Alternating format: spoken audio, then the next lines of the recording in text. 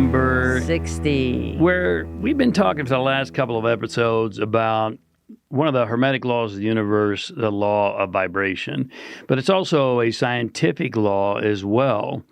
And for several episodes now, if you've been following along, you're beginning to realize, hopefully begin to realize, that vibration is a lot more than just thought. Mm-hmm. You know, the secret and the law of attraction tend to just focus on thought, but there's a whole lot more to it than that. Last week, we talked about the things that affect your body.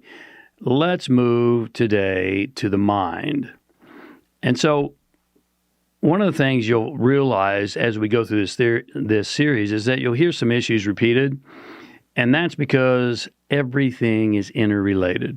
Mm-hmm. Every single thing affects every single thing. Yes. Does the body affect your mind? Oh, yeah. Does the mind affect your body? Yes.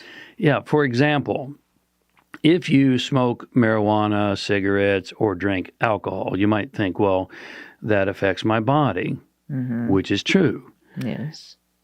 Does that also affect your mind, though, Bersabeh? Of course it does. How so? Well, that's it. I mean, how deep do you want to go? Deep. It's okay.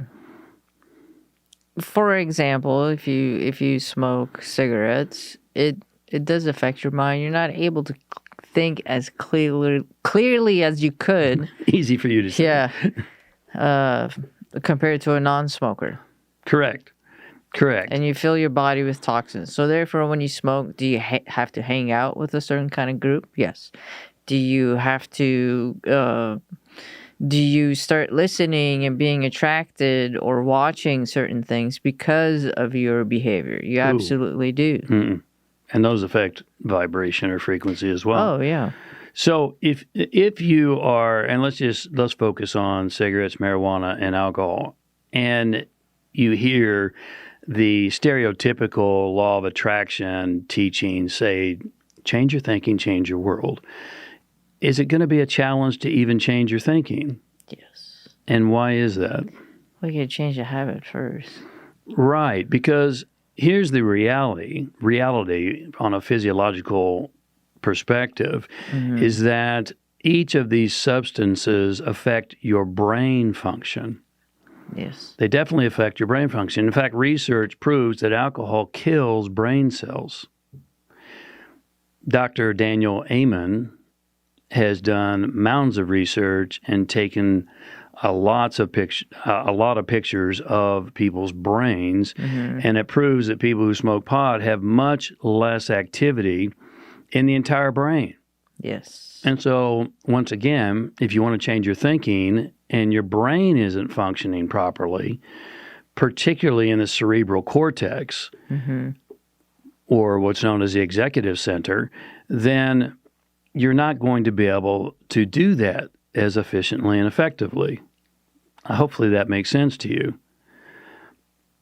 Both alcohol and pot are proven to atrophy or shrink the executive center of the brain. You know, they slow you down. They dumb you down. They slow you and dumb you down.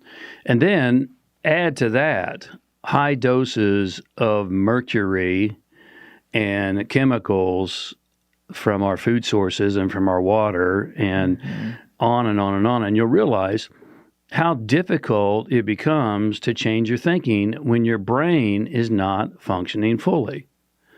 And hopefully that makes sense to you. So again, the point is, you'll hear some repetition here because everything affects everything. It's not just as simple as change your thinking, change your world. No. You've got to understand that the body affects the mind affects the body. Yeah. So let's just focus on thoughts for a moment.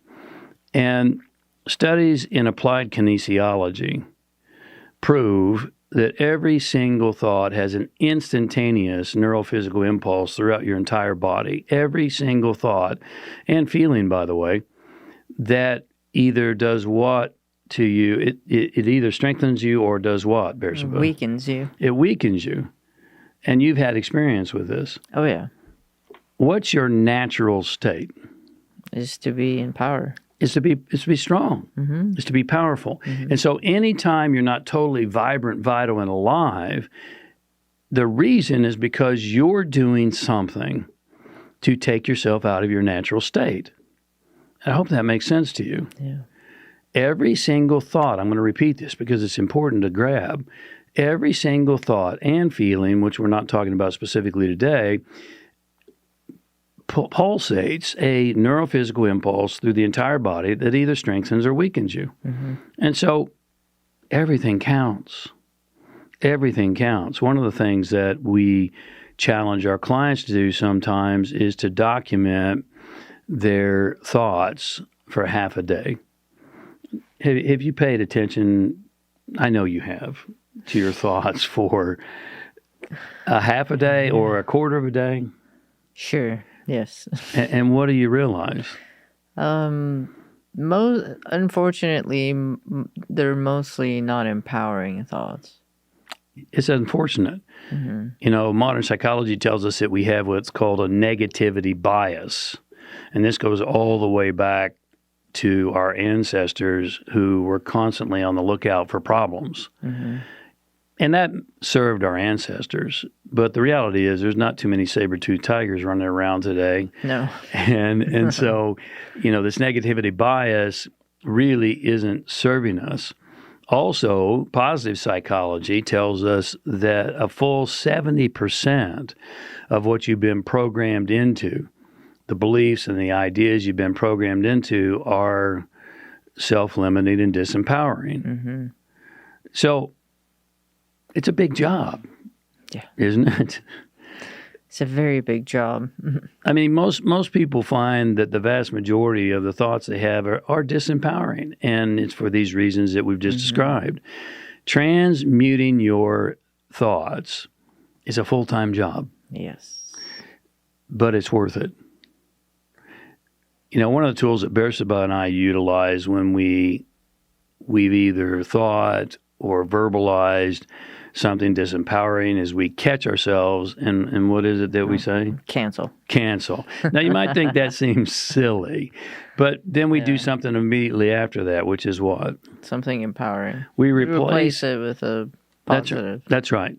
And that's called in psychology a pattern interrupt. And so we immediately say cancel and then replace it with something empowering and positive. When you pay attention and make corrections, you literally change your vibration or frequency. This is scientifically proven. And you move to a completely different frequency of life and living. Once again, Bersabeh, your natural state is what? It's to be strong, to have strength, to be vital. Power. Yeah. Right? What kind of love? What kind of love? I just gave it away. What kind of thoughts give you that power and keep you in that natural state? Loving thoughts. That's right. What else? What kind of let's see. Thoughts and feelings. Oh, that put you in that state? Keep you in your natural state. It's to have positive thoughts, to have a positive outlook on the future, to be